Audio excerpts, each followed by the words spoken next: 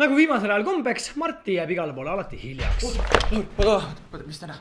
Täna Martti hakkab ära arvama, millised artistid on hetkel Spotify's kõige striimitumad ja kõige populaarsemad. Mäletad, Martti, kui sa eelmine hooaeg panid mobiilniku olukorda, küsisid filmide kohta, mis olid enim teeninud ja Panin täiega põssa ka veel, panid inimesed märkasid seda, mina märkasin seda. Nüüd aga teen mina sinule sama Spotify artistide kohta. Ma nimetan sulle 6 artisti top 20-st ja sina pead kokku panema top 3. Aha, just praegust sellel hetkel, mis on? No, põhimõtteliselt ja see on ajas muutuv, nii et ma vaatasin virtuaalset tabelit, et seal võivad mingid kohamuudatused tulla, aga ma ei usu, et midagi väga drastilist ja kardinaalselt. Aga selline on ja hetkel siis täna praegu Spotify track. Annan sulle esimese siis... Kas lugu või artist? Artist, me räägime artistidest ja lauludest, me räägime konkreetselt artistidest. Aga võtamegi siis nimekirja kohe Avicii. Aviciit plästitakse nii palju lihtsalt praegust, et ma pakun, et ta on number 1 nagu lihtsalt. See on teada-tuntud fakt. Iga kunstniku puhul. Kunstniku töö läheb hind alles siis, kui ta ära sureb nagu. See on kurb, aga see on tõsi. Tõsi, aga kurb. Eesti muusik, su nimi on kurb. On sul liba, oled koitsetud mees. Ega mul on tegelikult siin mõttelad. Huvitav, kui meist peaks kõigi kogemata sussid püsti viskama, kas meie saated läks ka hinda või?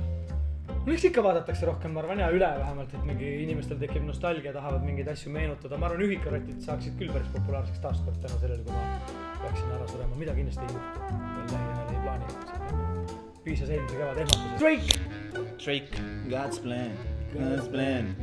Seda mul endal isiklikult nagu Drake ei ole kunagi nagu läinud. See I need a one dance. Ma ei ole ka kunagi, ma ei ole ka räpimees kunagi. Ma ei ole mitte kunagi nagu ainuke mees, kes pane kirja ka siia Drake, muidu sulle meelest ära. Drake ma panen ta kõrvale, nagu ma ei tahaks, et ma kardan, et ta on, sest et nagu see räpp on lihtsalt praegusel hetkel niivõrd läheb peale, aga rohkem läheb see mumble mogidi, bugidi, sõgede,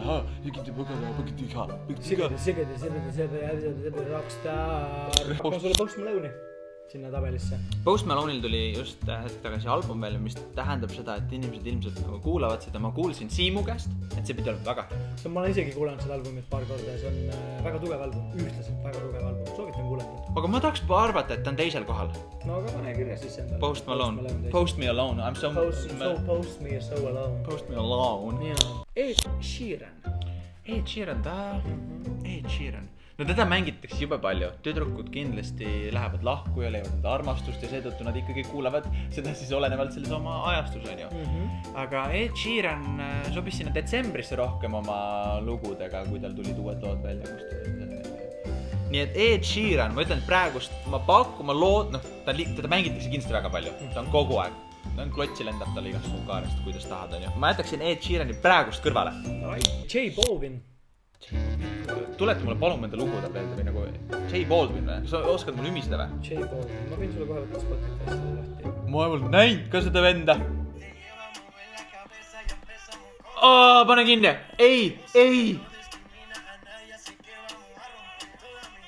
Nonii, selline artist meil.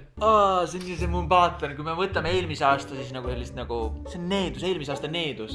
Eelmine aasta Despacito. Esiteks nagu, mõtle selles mõttes nagu hispaanlased kuulavad seda, on ju.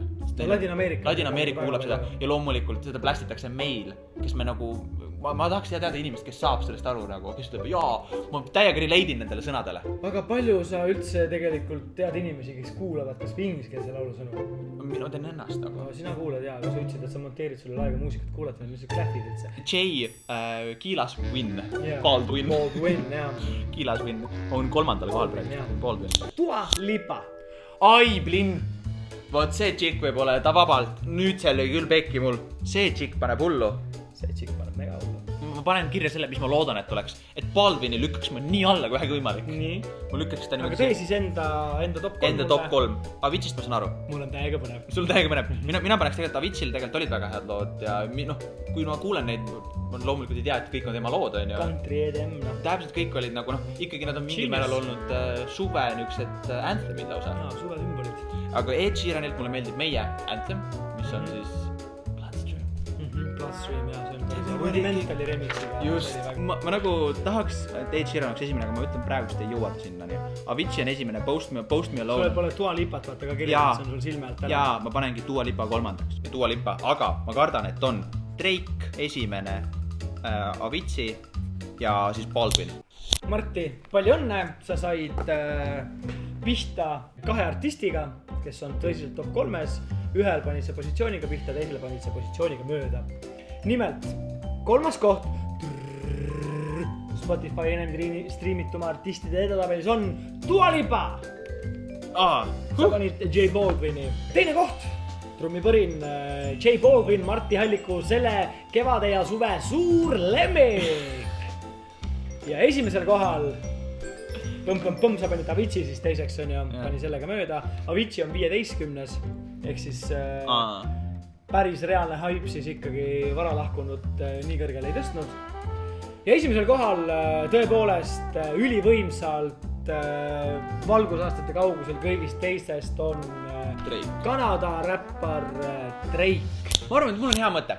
Selleks, et teid nüüd siis kostitada hea muusikaga siit alt leiate minu playlisti ja Lauri playlisti, mida kuulata, et tõmmata enda siis kvaliteetsemat muusikat ka lähedale. Mitmekesisemat muusikat. Kvaliteetsemat. Sest et olgem ausad, ega mingit sitta küll ei kuule. Või ikka kuuled normaalselt kreemi. Just, ja aga see kõik pole tasuta, sa pead vajutama all subscribe'i ja panema like'i ka. Ja kommenteeri ka, kuidas teile meeldis meie tänane saade. Ja loomulikult, kui teil on ideid, mida me võiksime siin üksteisega korda saata, andke meile teada ja kui te tahate meile tasuta tööle tulla, siis te ei saa, sest et meil töökohti ei ole praegu hetkel pakkuda. Räägime siis saates. Tšau! Järgmises osas. Ciao.